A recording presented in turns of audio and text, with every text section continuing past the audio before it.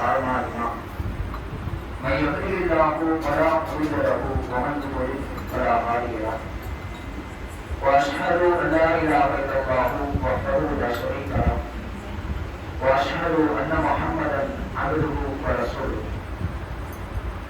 கண்ணியத்திற்குரிய எல்லாம் வந்த இறைவன் இறைவனின் அடியார்களே, அல்லாஹ்வுடைய மாபெரும் கிருபையினால் அவனை வணங்கி வழிபட்டுவிட்டு அவனுடைய இறை ஆரம்பில் நாம் அமர்ந்து கொண்டிருக்கிறோம். இந்த அருமையான சந்தர்ப்பத்தில் சென்ற முறை உரைத்த ரமலானுடைய மாதத்தில் குர்ஆனோடு அதிகமாக தொடர்பு வைப்போம் என்ற தலைப்பில் ஏனைய நாட்களில் குர்ஆனை ஓதும் பொழுது அல்லாஹ் ரப்பல் ஆலமீன் ஒரு எழுத்திற்கு 10 நன்மையை வாரி வழங்குகிறான். அதே ரமலானுடைய மாதத்தில் அந்த குர்ஆனை நாம் ஓதும் பொழுது பன்மடங்காக அல்லாஹ் ரப்பல் ஆலமீன் அதிகமான நன்மைகளை நமக்கு அள்ளித் தருவான். இன்னும் அந்த குர்ஆனோடு நாம் தொடர்பு வைத்திருக்கக்கூடிய நிலையில் நாம் ஓதிய அந்த இறை வசனங்கள் நாளை மறுமையில் அல்லாஹ்விடத்தில் நமக்காக இறைவனிடத்தில் பரிந்துரை செய்யும் எப்பேற்பட்ட பாக்கியம். எனவே குர்ஆனோடு அதிகமாக தொடர்பு வைக்க வேண்டும் என்ற சம்பந்தமாக ஒரு சில செய்திகளை அறிந்து கொள்வோம். அதே நேரத்தில் அந்த குர்ஆனோடு நாம் வைக்கக்கூடிய தொடர்பு என்பது வெறுமனே அந்த அரபி மூலமான குர்ஆன் இறக்கி அருளப்பட்ட அந்த மொழியில் மட்டும் அமைந்துவிடக்கூடாது. ஏனென்றால் அல்லாஹ் ரப்பல் ஆலமீன் இந்த குர்ஆனை பொறுத்தவரையில் அதை மனனம் செய்துவிட்டு தொழுகையில் அந்த குர்ஆனை ஓதுவதற்காக மட்டுமோ அல்லது ஏழைய மதங்களில் பஜனை பாடல்களாக அந்த ஆலயங்களில் ஓதுவது போன்றோ நமக்கு இந்த வேதத்தை அல்லாஹ் நமக்கு தரவில்லை. அல்லாஹ் ரப்பல் ஆலமீன் இந்த குர்ஆனை நமக்கு தந்துவிட்டு குர்ஆனை பற்றி தன் திருமறை குர்ஆனில் பேசுகிறான். ஸாலிகல் கிதாப், இது வேதம், லா ரைப ஃபீஹ், இதில் எந்த சந்தேகமும் இல்லை, ஹுதல் லில் முத்தகீன், இது இறையற்றவாதிகளுக்கு நேர்வழி காட்டும் என்று பேசுகிறார். இறையற்றவாதிகளுக்கு நேர்வழி காட்டும், நேரான வழியில் அவர்களை செலுத்தும் என்றால் வெறுமனே அரபி முறையில் அதை ஓதிவிட்டால் நம்மை நேரான வழியில் செலுத்த முடியுமா? அல்லது நமக்கு தெரிந்த நம்முடைய தாய்மொழியில் அந்த குர்ஆனை படித்து இந்த வசனத்தின் மூலமாக அல்லாஹ் ரப்பல் ஆலமீன் என்னிடத்தில் என்ன பேசுகிறான், என்ன செய்தியை சொல்ல வருகிறான், என் இறைவன் எனக்கு என்ன உபதேசத்தை வழங்குகிறான் என்று சிந்திக்கும் பொழுதுதான் அந்த குர்ஆனானது, அந்த உபதேசமானது, அந்த அறிவுரையானது நம்முடைய வாழ்வில் நமக்கு நேர்வழி காட்டக்கூடியதாக இருக்கும். அல்லாஹ்வுடைய தூதருடைய காலத்தில் சஹாபாக்கள் இந்த குர்ஆனுடைய வாசகங்களை கேட்டுத்தான் மனம் திருந்தினார்கள். அறியாமல் ஜாஹிலியா என்ற அறியாமை காலத்தில் உச்சம் விபச்சாரம், மது, வட்டி, சூதாட்டம் என்ற ஆபாசத்தில் மூழ்கி கிடந்த அந்த சமூகத்தை அல்லாஹ் ரப்பல் ஆலமீன் இந்த குர்ஆனுடைய வசனத்தின் மூலமாக நேர்வழி காட்டினார். அல்லாஹ் ரப்பல் ஆலமீன் இடத்தில் எத்தனையோ முறையில் நாம் கேட்டிருந்த செய்திகள் தான். ஒரு வசனம் இறங்கியது என்றால் அவர்கள் செய்து கொண்டிருந்த அந்த பாவத்தை அந்த சமயமே உதறி தள்ளி விடுவார்கள். மதுவிலே மூழ்கி கிடந்தார்கள். அல்லாஹ் ரப்பல் ஆலமீன் மது ஹராம் என்ற ஒரு வசனத்தை இறக்கினான். உடனே அவர்கள் வைத்திருந்த பீப்பாயாக வீடுகளில் தேக்கி வைத்திருந்த அந்த மதுக்களை ஒட்டி ஓடவிட்டார்கள்.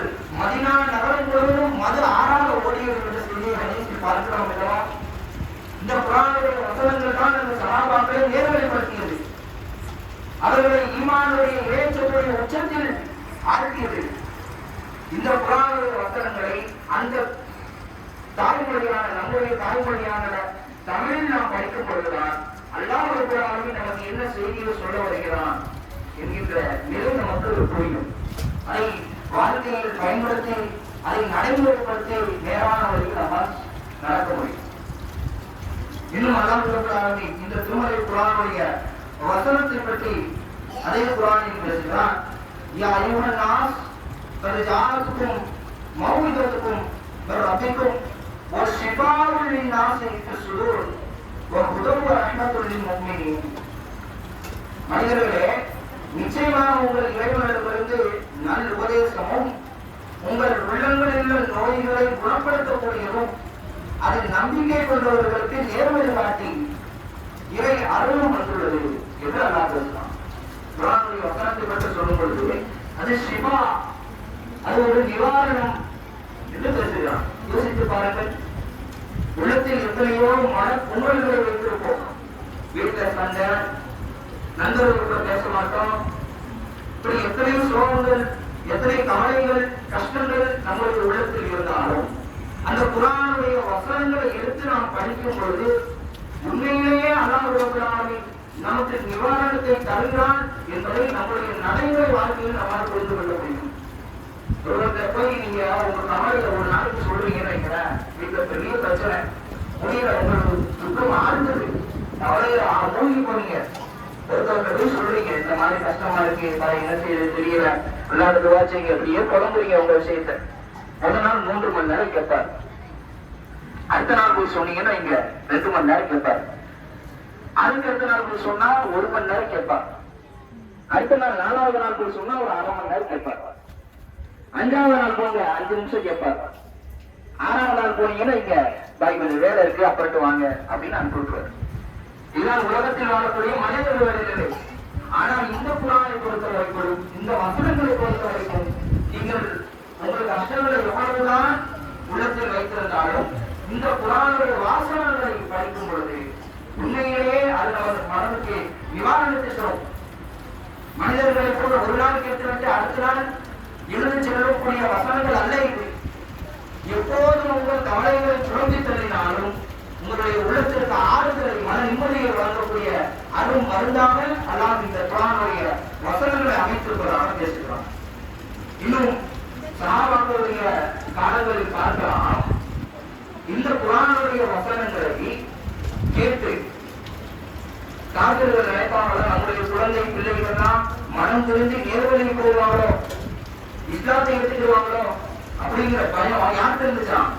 காவிர்கள் இருந்த நிலையில் நம்ம பார்க்க முடியும். அபூபக்கர் ரலியல்லாஹு அன்ஹு ஆகச் சிறந்த சஹாபி, அல்லாஹ்வுடைய தூதருடைய உற்ற நண்பர், நாம் தெரிந்து வைத்திருக்கிறோம். அவர்கள் என்ன செய்வாங்கன்னா, நம்முடைய வீட்டுல சொல்லக்கூடிய ஆரம்ப காலத்துல, இஸ்லாம் வந்து ஆரம்ப காலத்துல அல்லாஹ்வுடைய தூதர் எப்போது தன்னை இறை தூதர் என்று வாழ்ந்தார்களோ அந்த ஆரம்ப காலத்துல அபூபக்கர் ரலியல்லாஹு முதலில் இஸ்லாத்தை ஏற்றுக்கொண்ட தோழர் எல்லாருக்கும் தெரியும். அபூபக்கர் ரலியல்லாஹு அவர்கள் வீட்டுல இருந்து என்ன செய்வாங்கன்னா, இந்த குர்ஆனை ஓதி, இந்த வாசகங்களை ஓதி தொழக்கூடிய ஒரு பழக்கம் அபூபக்கர் ரலியல்லாஹு இருந்துச்சு. இதை கேட்கக்கூடிய அந்த குறைஷி காபிர்கள் என்ன செய்வாங்கன்னா, எல்லா இஸ்லாமியர்களையும் ஆரம்பத்தில் ஏற்றுக்கொண்ட எல்லா முஸ்லிம்களையும் அடிப்பாங்க, உழைப்பாங்க. அபூபக்கர் ரலியல்லாஹு கடுமையாக தாக்குறாங்க, கடுமையான சொல்லுக்கு திட்டுறாங்க. அபூபக்கர் ரலியல்லாஹு தாங்க முடியல. குர்ஆனை ஓதுறதுனால, என் இறைவன் எனக்கு தந்த குர்ஆனுடைய வாசகங்களை ஓதுறதுனால நீங்க என்னை திட்டீங்க அப்படின்னு சொல்லி ஒரு கட்டத்துல மனம் பிடித்து அபிசீனியா நாட்டுக்கு ஹிஜ்ரத் செய்ய, தாயகம் துறக்க, நாடு திறந்து வெளியேறதுக்கு முடிவு பண்ணினாங்க. போறாங்க, போகக்கூடிய வழியில ஒரு இடம் வருது. அந்த இடத்தில் தலைவராக இருக்கக்கூடிய இவன் தாட்டிமா என்கின்ற ஒருவர் என்ன செய்யறாரு அப்படின்னா, அபூபக்கர் ரலியல்லாஹு புடிச்சிடறாங்க. எங்கப்பா போறீங்க, என்னாச்சு உங்களுக்கு, நீங்க அரபியராச்சே அப்படின்னு. அபூபக்கர் ரலியல்லாஹு பத்தி தெரியும். ஏன்னா அபூபக்கர் ரலியல்லாஹு பொறுத்த வரைக்கும் மிகப்பெரிய ஒரு வியாபாரி. சிரியா நாட்டிற்கு சென்று வியாபாரம் செய்யக்கூடியது தனி சிறந்தவராக அபூபக்கர் ரலியல்லாஹு அன்றைய காலத்தில் விளங்கினார். கேட்கக்கூடிய நேரத்தில் அபூபக்கர் ரலியல்லாஹு சொல்றாங்க, என்னுடைய மக்கள் என்னை துரத்தி விட்டார்கள், நாட்டில இருந்து வெளியே போக சொல்றாங்க, அதனால மனம் எடுத்து நான் வெளியே போறப்பா விட்டுருங்க. இவ்வளவு தாக்கி நான் சொல்றேன், உங்களை போன்றவர்கள் வெளியேறவும் கூடாது, வெளியேற்றப்படவும் கூடாது அப்படின்னு சொல்லிட்டு அபூபக்கர் ரலியல்லாஹு அவர்களிடத்தில் இருந்த சிறப்புகளை சொல்கிறார். நீங்கள் ஏழைக்காக உழைக்கிறீர்கள், உறவினர்களுடன் இணைந்து வாழ்கிறீர்கள், பிறருக்காக சிரமங்களை தாங்கிக் கொள்கிறீர்கள், விருந்தினர்களை உபசரிக்கிறீர்கள், துன்பமற்றவர்களுக்கு உதவுகிறீர்கள். எனவே நீங்க இந்த நாட்டுக்கு வெளியே போக கூடாது, திருப்பி உங்க ஊருக்கு போங்க, போய் வாங்குங்க, நான் உங்களுக்காக உங்களுடைய மக்கள்கிட்ட பேசுறேன் அப்படின்னு வராங்க. இவ்வளவு கம்மியா கொண்டு வந்து குறைச்சி காப்பீடுகிட்ட சொல்றாங்க, இவரை பொறுத்தவரை நீங்க பார்க்க முடியுமா, எப்பேற்பட்ட நல்லவர், இவரை பொறுத்து நாட்டை விட்டு நீங்க தோற்றீங்க, ஏன் இப்படி பண்றீங்க, எனக்காக இவரை வாழ விடுங்க அப்படின்னு சொல்றாங்க. அந்த குறைச்சி காப்பீடுகளும் இவ்வளவு கம்மியா மீது உள்ள மரியாதையின் காரணமாக ஏற்றுக்கொள்கிறார். அந்த குறைச்சி காப்பீடுகள் ஏற்றுக்கொள்ளும் பொழுது நிபந்தனை ஒன்று அளிக்கிறாங்க. ஓகே, நீங்க சொல்றது சரி, இவரை நாங்க சேர்த்துக்கிறோம், ஆனா அதே நேரம் இவர் ஓதக்கூடிய குர்ஆன் வசனங்களை எங்களுடைய மனைவி பிள்ளைகளுக்கு கேட்கும் வகையில சத்தமா ஓதக்கூடாது, பகிரங்கப்படுத்தக்கூடாது. பைய இத நைசா அவருடைய வீட்டுல சொல்லுகிறதாக தான் நாங்க அனுமதிக்கிறோம், இந்த நிபந்தனையோடு நீங்க எங்கிட்ட வாக்குறுதி கொடுங்க, ஒத்துக்கிறோம் அப்படின்னு சொல்லி கேட்டுக்கிறாங்க. சரி அப்படின்னு இவ்வளவு தரப்பினாங்க சொன்ன விஷயத்தினால அந்த மக்கள் ஏற்றுக்கிட்டாங்க. அபூபக்கர் திரும்பி வணங்கி வருகிறாங்க. சத்தம் இல்லை, பகிரங்கம் இல்லை, ரகசியமாக ஒரு சொல்லுறாங்க. இன்னும் தோணுச்சுன்னு தெரியல அபூபக்கர் அவங்களுடைய வீட்டுக்கு வெளியே வந்து பள்ளிவாசல் ஒண்ணு கட்டுறாங்க. பள்ளிவாசல் தான் பிரம்மாண்டமா யோசிக்கக்கூடாது, அன்றைய காலத்து பள்ளிவாசல் எப்படி இருக்குமோ அப்படி இமேஜின் இருக்கும். பள்ளிவாசல கட்டுறாங்க. அங்க வந்து குர்ஆனுடைய வாசகங்களை ஓத ஆரம்பிக்கிறாங்க. காபிர்களுடைய மனைவி பிள்ளைகள் எல்லாம் வந்தாச்சு. அந்த அபூபக்கர் ரலியல்லாஹு வெளிக்கு வர்றாங்க. அபூபக்கர் ரலியல்லாஹு பொறுத்த வரைக்கும் எல்லாருக்கும் தெரிஞ்ச செய்திதான், குர்ஆனுடைய வாசகங்களை ஓதா கண்ணீர் சிந்திடுவார். அதனாலேயே சஹாபாக்களுக்கு அபூபக்கர் ரலியல்லாஹு தொழுவ வச்சா பிடிக்காது. யாரும் சொல்ல இவரே தொழுவ வைக்க விடுங்க, இல்ல வேற யாராவது வைக்க விடுங்க, இவர் அழுகிறாரு, ஒரு நாளே அழுக ஆரம்பிச்சிடுறாரு பேசுறாங்க. அதே போல அபூபக்கர் ரலியல்லாஹு தொழுகிறாங்க.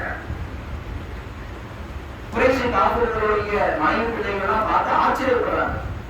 அடிச்சு துரத்துற ஒரு ஆளு வெளியே போய் ஒரு நிபந்தனையோட சேர்த்துக்கிட்டா இன்னமும் இவருக்கு எப்படி பயம் இல்லாம சொல்றாரு, பகிரங்கப்படுத்துறாரு அப்படின்னு ஆச்சரியத்தோட குறைஷி காபிர்களை சொல்றாங்க. வாங்க பாருங்க, இவரை பார்த்தா அபூபக்கர் தொழுகிறத பார்த்துட்டு சத்தம் போட்டு குர்ஆனுடைய வாசகங்களை ஓடுறதை கவனிச்சுட்டு இவ்வளவு தாக்கினால அழைக்கிறாங்க. வாங்க, இத சொன்னீங்கன்னா சேர்த்துக்கிட்டோம், நிபந்தனையோட சேர்த்துக்கிட்டோம், என்ன சொல்லி சேர்த்தோம் உங்களுக்கு நல்லா தெரியும்.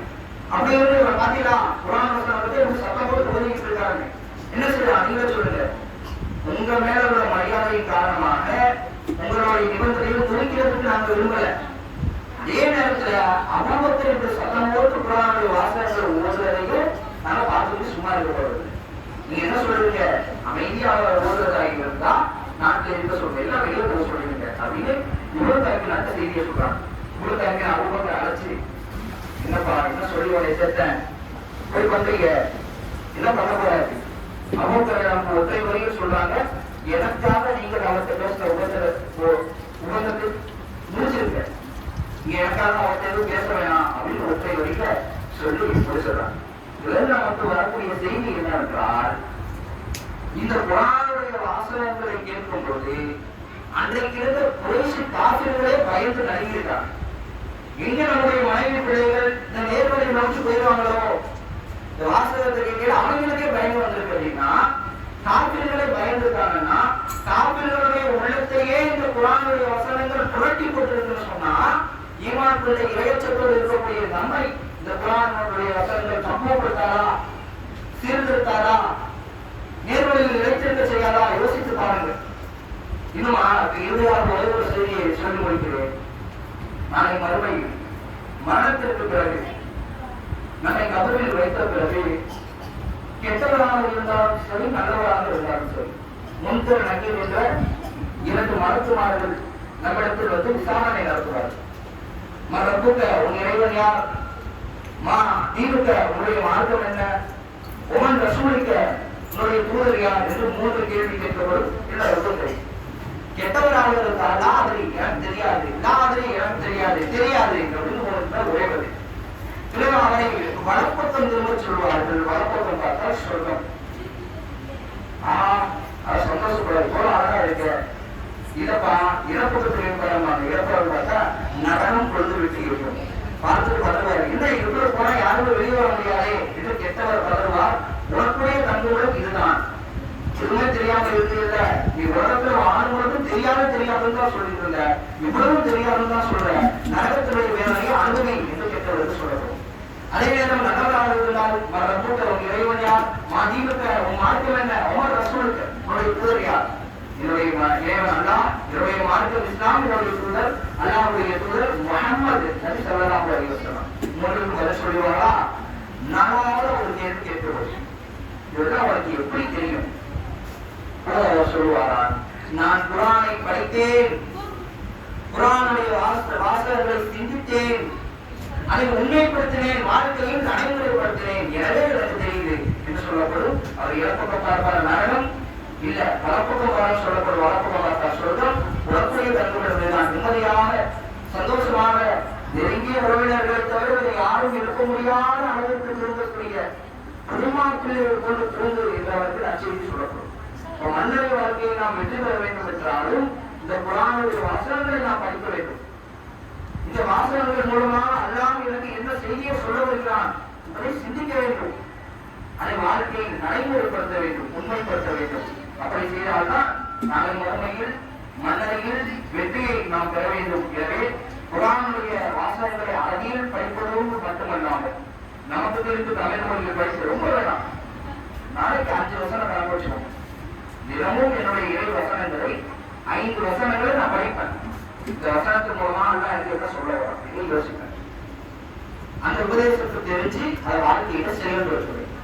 அதை படித்து வாசித்து சிந்தித்து செயல்படுத்தினால் அல்லாஹ் நமக்கு எந்த நோக்கத்திற்காக குர்ஆனை தந்தாலும் அந்த நோக்கம் முற்றிலும் நிறைவேறிவிடும். எனவே அப்படிப்பட்ட நன்மைக்காக அல்லாஹ் ரப்பல் ஆலமீன் உங்களை விதைமாக்குவானாக என்று கூறி என்னுடைய இந்த உரையை நிறைவு செய்கிறேன். வாஹிரு தஅவானா அல்ஹம்துலில்லாஹி ரப்பில் ஆலமீன். அஸ்ஸலாமு அலைக்கும் வரஹ்மத்துல்லாஹி